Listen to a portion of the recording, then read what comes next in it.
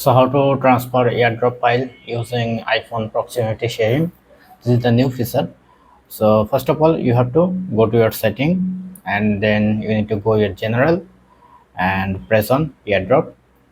And I am now turning on my AirDrop, uh, and make sure start sharing by bringing device together is turning on. By default, it's turning on.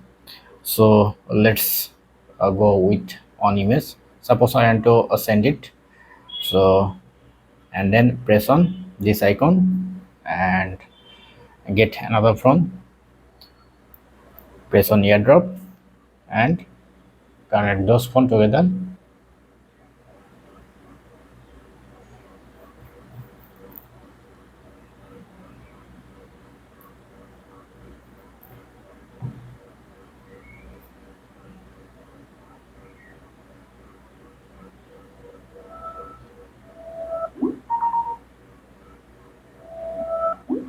Okay, it's done.